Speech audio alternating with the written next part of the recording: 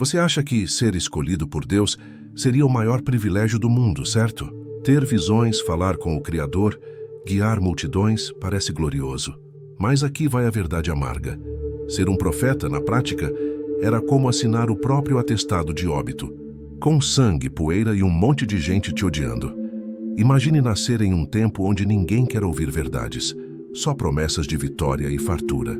Aí aparece você dizendo que o rei vai perder a guerra, que a cidade vai ser destruída e que o povo precisa se arrepender ou tudo vai virar cinzas. Parabéns, você acabou de virar o inimigo número 1 da nação. E o pior, você nem pediu para isso.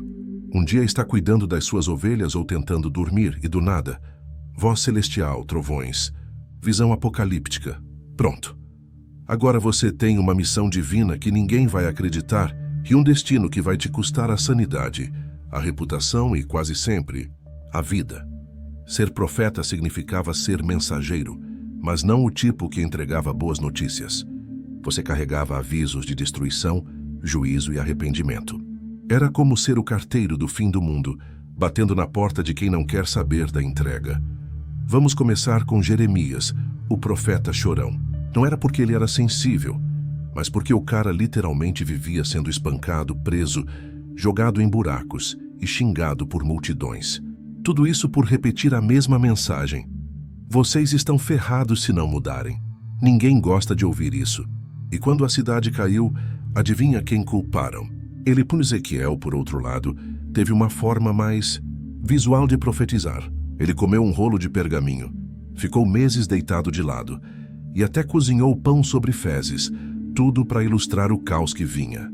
Parece maluquice, mas era o único jeito de chamar a atenção de um povo surdo à palavra divina. Ser profeta era literalmente perder a dignidade em público, com Deus como diretor do espetáculo. Mas talvez o caso mais famoso seja o de Jonas, o homem que tentou fugir da missão. Deus manda ele pregar arrependimento.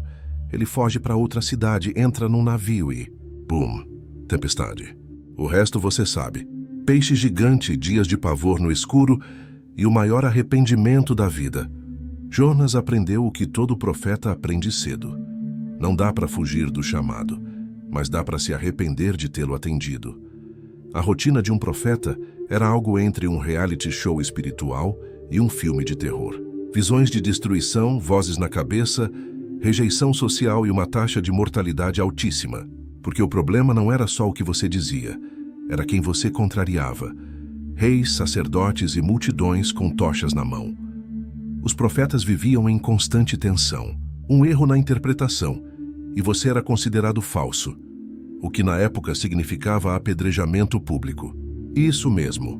Bastava errar um detalhe, e já estavam te enterrando vivo sob pedras gritando que Deus mandou. Isaías foi cerrado ao meio.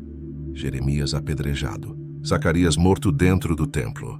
Eliseu amaldiçoou um grupo de jovens e viu ursos despedaçarem 42 deles. Só para você entender o nível de tensão. Esses homens viviam cercados de medo e mesmo assim continuavam falando. Por obediência? Sim. Mas também porque não tinham escolha. Você acha que ter fé é difícil? Tenta ser um profeta no Antigo Testamento. Dormir sabendo que amanhã pode ser o dia em que o rei te manda matar, que tua família vai ser exilada e que tudo o que você construiu vai queimar. E ainda assim, você precisa levantar, respirar fundo e dizer, assim diz o Senhor. Os profetas não eram apenas mensageiros, eram lembretes vivos de culpa. A simples presença deles incomodava. Quando um profeta aparecia na cidade, o povo já tremia. Porque onde há profeta, há problema chegando. E o mais cruel de tudo é que eles quase nunca viam resultado. Passavam a vida alertando. E mesmo assim o povo continuava igual. É como gritar em um deserto. Literalmente, no caso de muitos. A sensação constante era a de estar pregando para surdos, enquanto o mundo desmoronava ao redor.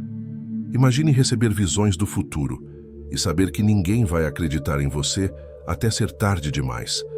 Ver cidades inteiras queimando, crianças morrendo, reinos caindo. E ter que contar tudo isso com calma, sabendo que vão rir da sua cara. Essa era a maldição dos profetas, ver o fim antes de todos e ser odiado por tentar evitá-lo. E se por acaso o povo se arrependesse? Bom, nem sempre o profeta saía ileso. Às vezes, O próprio sucesso da mensagem o tornava dispensável. Afinal, depois que a praga passa, quem quer lembrar do mensageiro do caos? O Novo Testamento não mudou muito o destino deles. João Batista, por exemplo, pregava arrependimento e denunciava o rei. Resultado: decapitado numa festa com a cabeça servida num prato de prata. Até mesmo Jesus, considerado o maior profeta por muitos, foi traído, torturado e crucificado. Ser a voz de Deus continuava sendo a profissão mais perigosa do mundo. E sabe o que torna tudo mais trágico?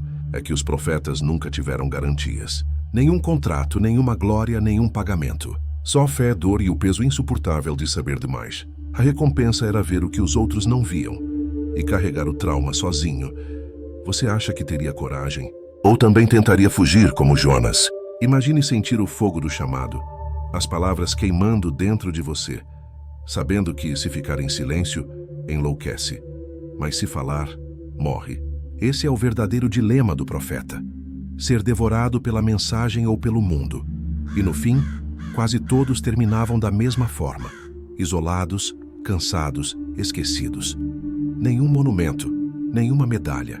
Só poeira, silêncio e o eco distante das próprias palavras, que, ironicamente, só ganhariam valor séculos depois, quando já era tarde demais. Então, da próxima vez que ouvir alguém dizer "Deus falou comigo", talvez valha a pena perguntar: e você tem certeza que quer ouvir o resto?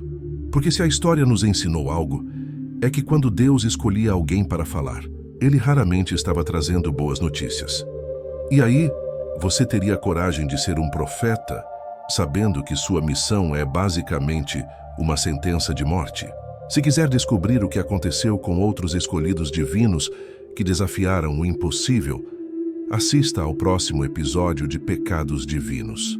Mas cuidado, algumas revelações não foram feitas para os vivos.